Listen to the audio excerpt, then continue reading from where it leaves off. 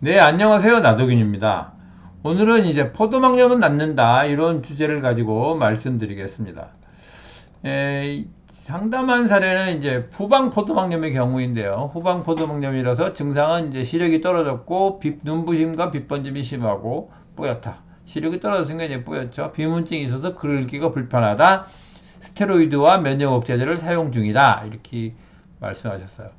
아, 후방 포도막염은 눈에 이제 뒷부분에 염증이 생긴 거고요. 전방 포도막염의 경우는 앞부분에 염증이 생긴 거죠. 그래서 후방 포도막염은 이제 망막에 주로 병이 생기고, 그러니까 이제 망막이니까 시력 떨어지는 게 주증상이고요.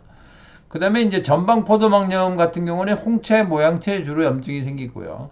그러니까 잘 유착이 잘 돼요. 그리고 충혈도 심하다. 이렇게 말씀드리겠어요.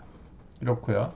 그럼 양방 치료는 이제 어떻게 하느냐? 양방 치료는 이제 염증이니까 염증을 억제하는 치료를 하는데 사실 치료가 잘 되지 않아요. 뚜렷한 치료법은 없고요. 스테로이드와 면역 억제제를 주로 사용하고 호전과 재발을 반복하면서 이제 천천히 악화되는 거죠. 그래서 이제 마지막에는 이제 실명으로 이어진다 이렇게 말하고 있고요. 그 다음에 이제 한방 치료는 어떻게 할 거냐? 그러면 한방 치료는 이제 세포의 활성을 높이고 눈을 회복시키는 데 초점이 있습니다. 그래서 만성적인 질병이 좋고 완치될 가능성이 충분히 있다. 이렇게 말씀드릴 수 있겠어요.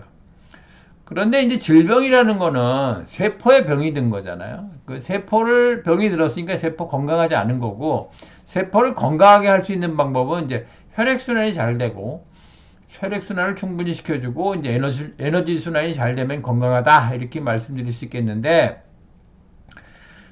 염증은 이제 이분이 이제 포도막염이니까 염증이라는 거는 그럼 왜 생기냐? 염증은 회복 반응인 거죠. 그 회복하려면 혈액이 필요하고 혈액이 가서 죽은 세포를 싱싱한 세포로 새로운 세포로 바꾸는 거죠. 그 염증 부위에는 혈액순환이 증가하게 되고 그런데 이제 소염제, 양방치료는 소염제를 쓰는데 소염제를 써서 염증을 억제하는 거고 염증을 억제한다는 것은 혈액순환을 억제하는 거다. 소염제는 혈관 수축제예요. 혈관을 이렇게 오므러뜨리니까 수축시키니까 혈액순환을 억제하게 되는 거죠. 근데 이제 염증이 너무 심해지면 혈액이 너무 많이 증가하고 혈액이 너무 많이 증가하면 오히려 혈액순환이 나빠져요.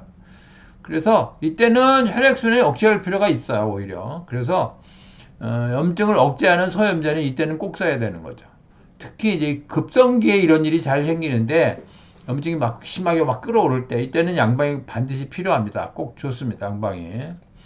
그런데 만성적으로 가면 세포를 회복시켜서 싱싱하게 만드는 게 중요한데 이때는 이제 한방 치료가 좋아요. 한방 치료는 이제 세포의 활성을 높이는 치료인데 눈이 이제 건강해지니까 세포가 건강해지니까 포도막염이 낫는다.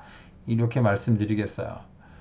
염증을 불이 난 걸로 비교해서 설명을 드려보면 불이 나서 이제 소방차가 출동한 상태가 염증이고요.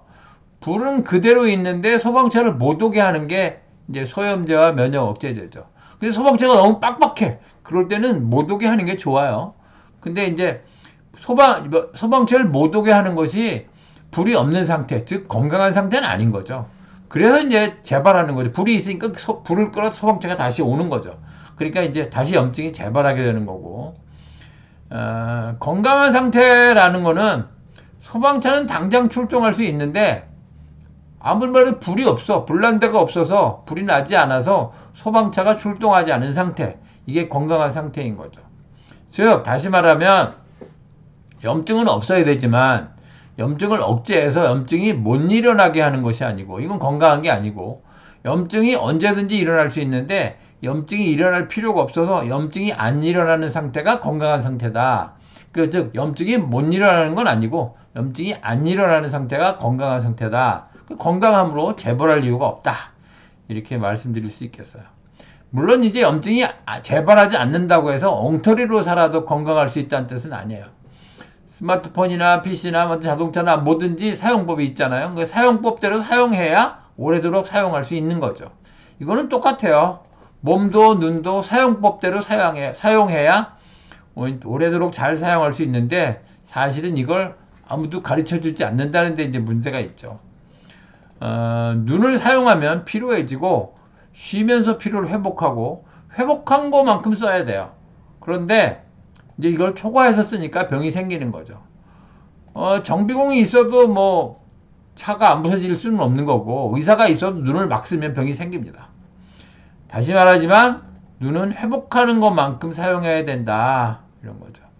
그럼 포도막염의 치료는 어떻게 하는 게 좋으냐? 한 방의 기본을 두고 양방은 심할 때만 하는 거죠. 그리고 이 환자 같은 경우는 이제 너무 심해요. 오래됐고. 그래서 면역제도도 많이 썼고. 그래서 양방과 한방을 병행 치료하는 것이 일단 처음에 시작할 때는 좋고요. 많이 회복된 다음에 이제 끝부분에 중간 단계를 지나가면서부터는 이제 한방 치료만 해도 될 것 같아요. 이분이 이제 류마티스인지 아닌지 뭐 이런 거를 궁금하다고 그러셨는데, 류마티스인지 아닌지 중요하지 않고요. 치료가 뭐 별로 다르지도 않아요. 류마티스의 기본 치료가 이제 스테로이드와 면역제제고요.